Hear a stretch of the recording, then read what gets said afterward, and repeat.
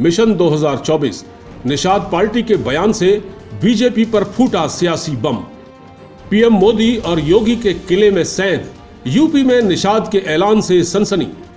Nishad party के ऐलान से लग सकता है बीजेपी को झटका।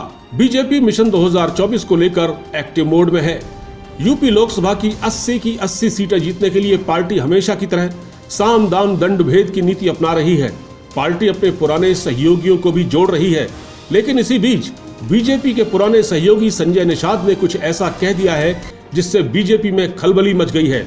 असल में निषाद पार्टी के नेता संजय निषाद के एक ट्वीट ने सियासी बम फोड़ दिया।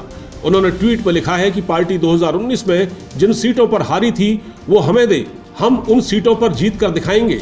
साथ ये भी कहा कि उनके उम्मीदवार बीजेपी से गठबंधन होने के बावजूद अपने सिंबल पर चुनाव लड़ेंगे।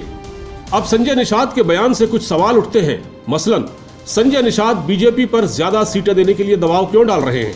साथ ही उन्होंने अपने सिंबल पर लड़ने की बात क्यों की?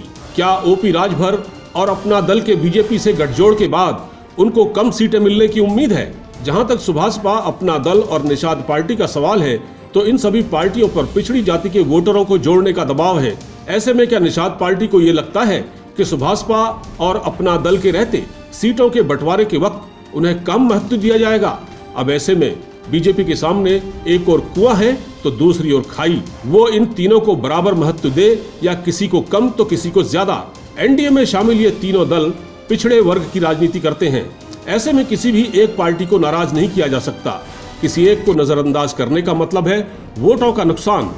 लेकिन निषाद पार्टी के नेता संजय निषाद के तेवरों से ये लगता है कि वो ज्यादा से ज्यादा सीटों पर लड़ना चाहते हैं। अब देखना यह है कि बीजेपी हाईकमान का इस पर क्या रुख रहने वाला है। इंडिया न्यूज की रिपोर्ट।